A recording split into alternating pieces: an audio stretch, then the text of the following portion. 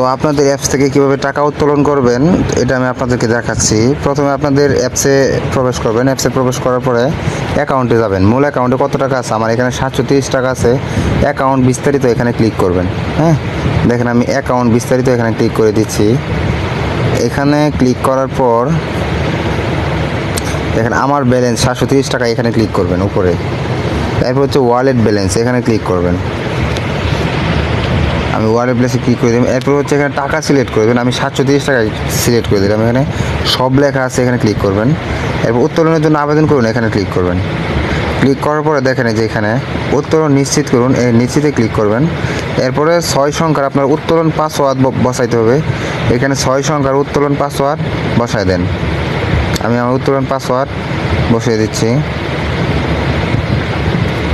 দেখেন এই বসানোর পর ক্লিক করছি, দেখেন আমার এখানে উত্তোলন করা যাবে। আমার অ্যাকাউন্টে এখন 0 টাকা শো করতেছে। তার মানে আমার 730 টাকা উত্তোলন হয়ে গেছে। আমি আমার বিকাশ নাম্বার 730 টাকা নিয়ে এসেছি। হ্যাঁ, আর এখানে একটা বিষয়, আপনারা ফার্স্ট অবস্থায় যখন উত্তোলন দিবেন, উত্তোলনের জন্য আবেদন করুন, এখানে ক্লিক করলে নাম্বার সিলেক্ট করতে পারবে। তখন আপনাদের নাম্বার সিলেক্ট করে তারপর এখানে ট্রাই করবেন, তাহলেই হবে। ঠিক আছে, এভাবে মূলত অ্যাপস থেকে টাকা উত্তোলন করা হয়।